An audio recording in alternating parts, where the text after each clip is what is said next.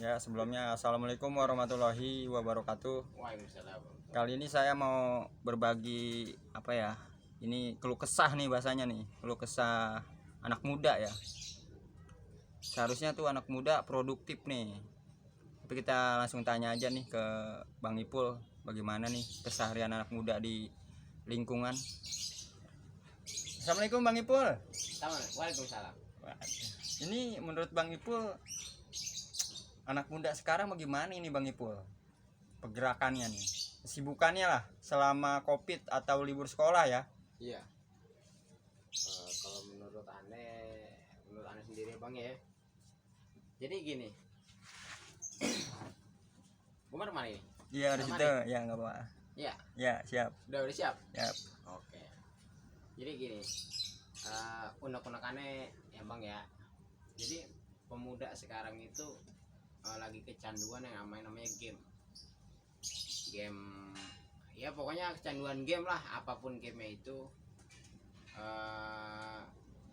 Mumpung kita masih muda gitu kan ya, terlebih saya yang umur masih 16 tahunan lah gitu kan. Emang Bang Ipul baru 16? Nah, ini ceritanya. Oh iya. Oke siap. Oke. Ya jangan terlalu banyak main game lah. Main game boleh, cuman jangan terlalu menjadi candu main game, ketergantungan. Hingga setiap hari cuman rebahan, ngumpul, main game gitu.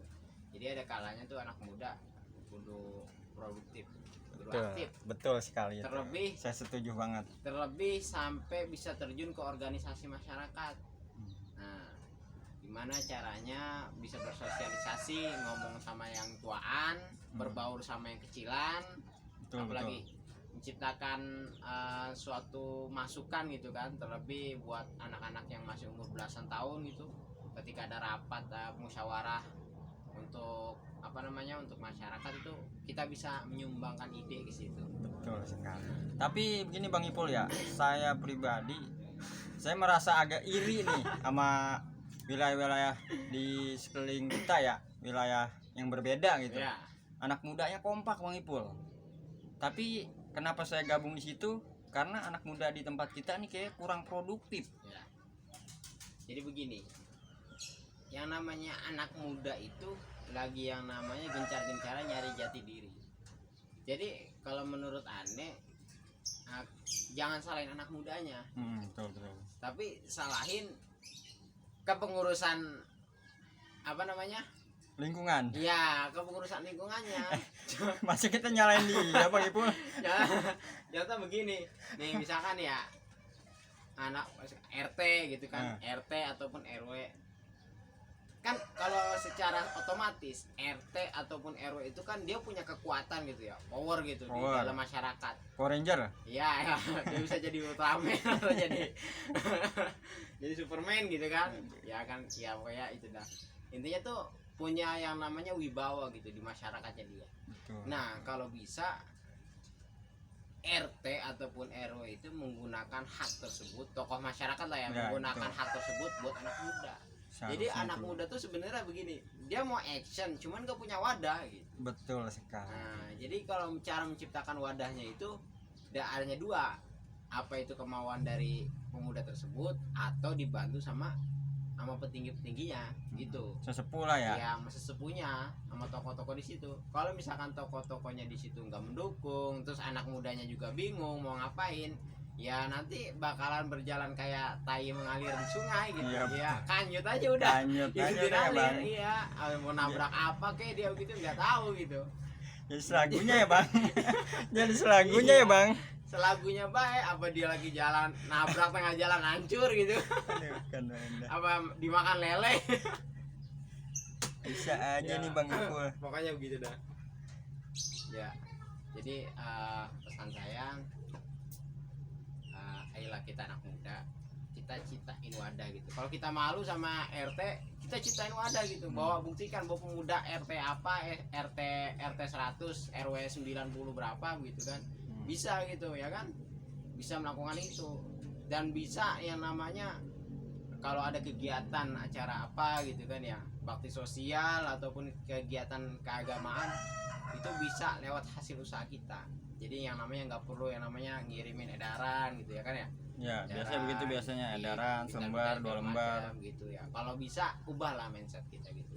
Ubah dalam artian kita punya masyarakat nih, mungkin kita bisa manfaatkan sesuatu dari masyarakat itu. Jadi kita memberi dari masyarakat, terus kita kelola, terus buat masyarakat lagi.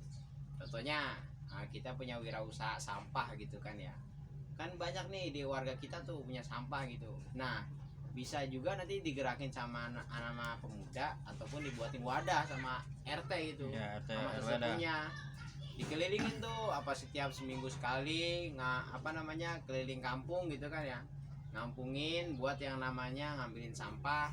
Nah nanti dari sampah itu ada yang bisa dipilah buat dijual lagi, ada yang emang udah jadi sampah organik gitu. Nah nanti dari sampah yang masih bisa dijual lagi, dijual nanti uangnya buat kas pemuda. Nah buat kas pemuda ntar tujuannya buat apa, ntar kalau ada kegiatan apa-apa bisa pakai duit dari situ. Ya, maulid contohnya ya Bang Ipul contohnya ya. kayak keagamaan, misalnya kalau ada Keagamaan. maulid Nabi gitu. Ataupun kalau yang istilahnya umum ya kerja bakti, jadi nggak perlu yang namanya mengandalkan donatur dadakan gitu. Ya, tapi saya mau nanya nih Bang Ipul, maaf saya potong. Kalau dari Bang Ipul sendiri nih, Apa? pengennya anak muda yang kayak gimana nih harusnya? Anak muda nggak usah kayak inilah ya, nggak usah kayak apa namanya, Kayak Dono. anak muda nggak usah kayak Spiderman gitu yang bisa nempel di tembok, nggak usah. Jadi anak muda tuh intinya jadikan diri kita tuh bermanfaat gitu. Nih contohnya nih kan di lingkungan di kotor gitu misalkan ini ya, minimalnya lingkungan kita bersihin gitu kan. Walaupun sesuatu hal yang sepele, justru yang sepele itu tuh bahkan yang sering kita lewatin gitu. Hal yang sepele itu ketika kita tinggalin, kita nggak peduliin, bakalan jadi masalah yang besar gitu. Berkata buang sampah di kali Iya. cuma 1 biji doang nih ya kan, cuman hal sepele kan, hal Sepele. kecil ya, tapi kalau yang buangnya ribuan orang iya Banjir nanti. iya Kelelep. sudah bisa sampah ntar tiban sampah Tiban sampah. apa itu ada bangkai kucing apalagi kayak orang. Iya bener sekali nih Bang Ipul ngomong-ngomong. Iya Coba kita teks